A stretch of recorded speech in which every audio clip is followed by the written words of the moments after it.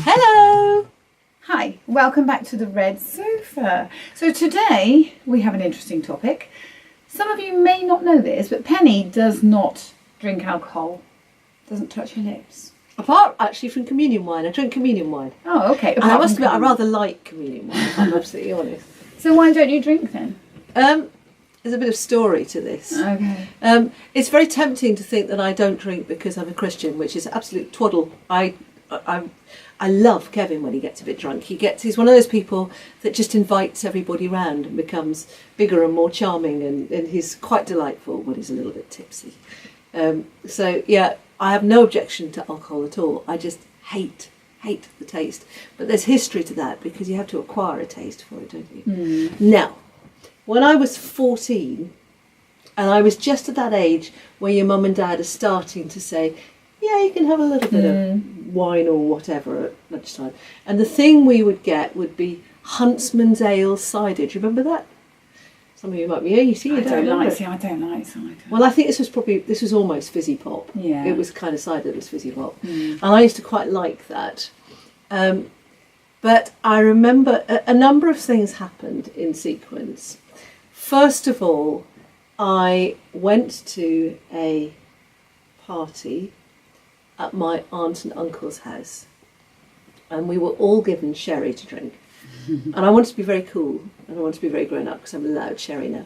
Now, my sister tells me that it would have been a really dry sherry there as well, but that's something I only discovered recently. Yeah. But I spent the entire 3 hours of this lunchtime drinks party trying to persuade my lips not to leave home. And every time I took a sip of this, I'd find my face had this involuntary reflex that wasn't cool at all. And I wanted to be cool, but I just wasn't.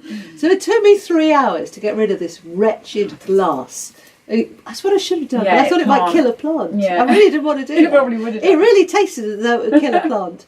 So basically I got to the end, having worked my way through, and I was thirsty because I now needed something to drink. And I just thought, I can't do this. I cannot do this. How am I possibly going to get through the next however many years of my life having to drink this stuff?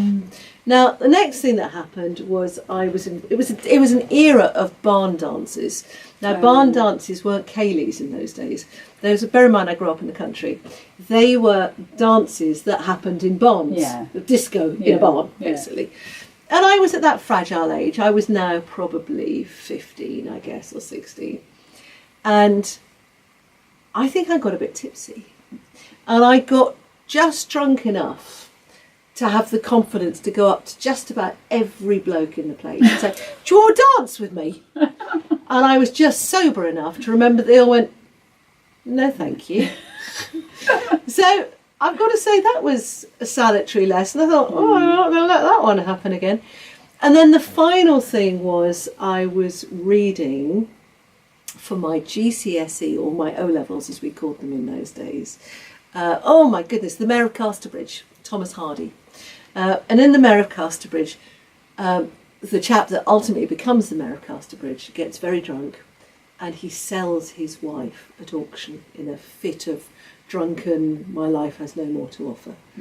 He wakes up the following morning, I think with the mother and father of all hangovers, wondering where his wife is, and somebody says, well, you sold her last night and she left with a sailor.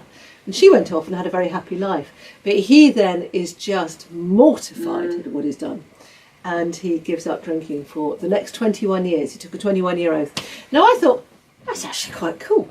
Yeah. And I've just made a fool of myself and had to drink some tar-like substance, because if I didn't drink it, I was going to not look cool. And I was very worried about looking cool. So I decided if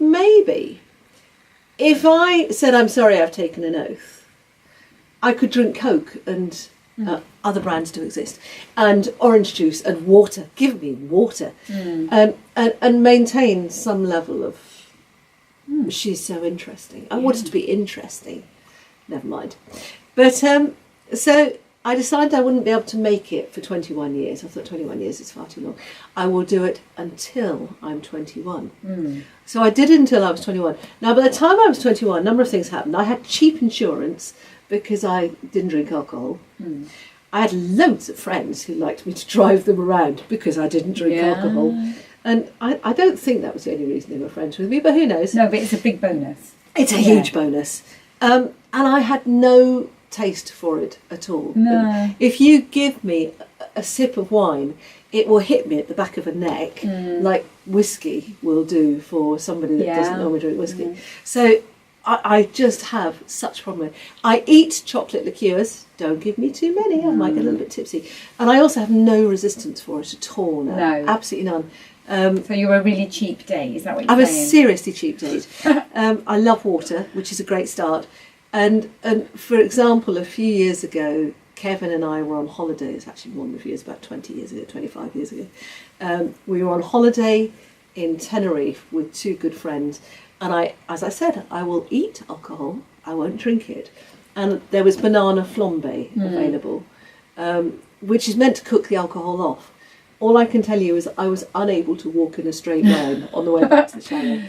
I'd love to have seen that. It was utterly hilarious because I was giggling away. I was very happy. I made a very happy drunk. Giggling away helplessly and couldn't walk in a straight line. Yeah.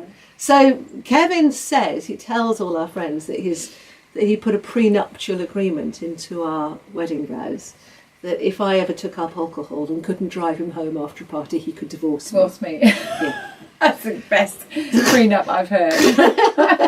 He wants me to stay sober. So yeah, that's it. That's the story. I can take it or leave it. I do like a good drink, I have to say, and I do love wine. But I can have just a good night without it as I do with it. So it doesn't really bother me. That's whether the I drink or key, not. isn't it? Yeah, Being able to have a absolutely. good time. Yeah. And I am no different sober than I am drunk. So Yeah, I whereas think some people they're like Jekyll and Hyde, aren't they? You sort of think, oh, you met this person, then you see them drunk, you think, whoa. Well, I have this theory that we have a personality that we either suppress or that gets unleashed Yeah, with the drink. Yeah. with a drink. So what does that say about me then? 'Cause I'm totally the same. I just am what I am. Nothing is unleashing your personality. Nothing is leashing. No. Is that right? Suppressing your personality. You are what you are. Yeah, absolutely. It's good. Yeah. Tell us your stories. It would be really great to hear of any disasters and I don't want to hear about sort of, some of the really bad ones. No. But the reasons you do what you do and some of the stories about what's happened with you. Yeah, we look forward to those. We'll talk to you soon. Take care. Have a great week.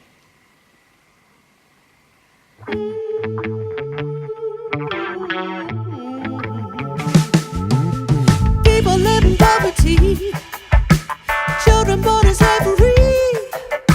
A world who live on rubbish heaps. You tell me you've got too much to do.